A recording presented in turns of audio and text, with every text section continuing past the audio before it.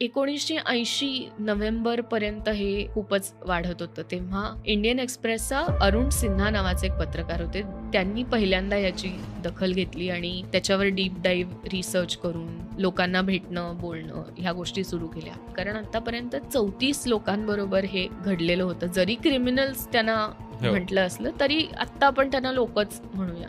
पहिल्यांदा नॅचरली ते आयजी कडे गेले आणि त्यांनी मला ह्याच्याबद्दल काहीच माहिती नाहीये असं सांगितलं.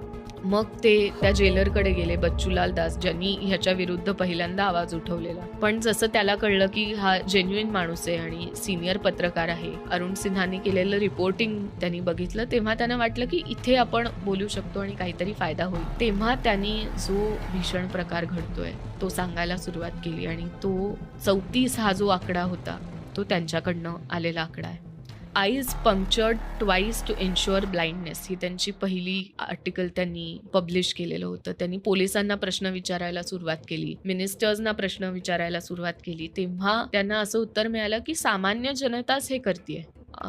इतका असंतोष आहे लोकांमध्ये की ती जनता स्वतःहून या गोष्टी करते आणि आम्हाला याच्याबद्दल काहीच माहिती नाहीये. त्याच्यानंतर तिथले जे तेव्हाचे मुख्यमंत्री होते जगन्नाथ मिश्रा आणि तिथले जे DIG होते, या दोघांनी जॉईंट स्टेटमेंट रिलीज केलं, ज्यात त्यांनी असं म्हटलं की जनतेमध्ये इतका असंतोष आहे की त्यांनी जेल फोडला आणि जेलमध्ये जाऊन हे कृत्य जनतेने केलं आणि आम्ही त्याच्या मागे कोण आहे हे बघायचा प्रयत्न करतोय आणि वगैरे वगैरे. सो बेसिकली कोणीही बघून न बघितल्यासारखं करत होतं. ही मला सगळ्यात डिस्टर्बिंग डिटेल वाटतं यातलं की बिहार गव्हर्नमेंटवर प्रेशर वाढायला लागलं तसतसे त्यांनी नावापुरती काही अधिकाऱ्यांचं निलंबन केलं.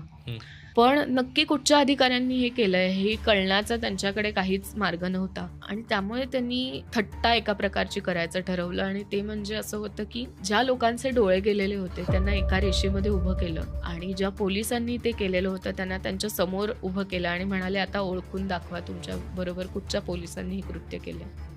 म्हणजे ज्या प्रकारे एकतर विक्टिम्सची मॉकरी केली गेली सरकारकडनं.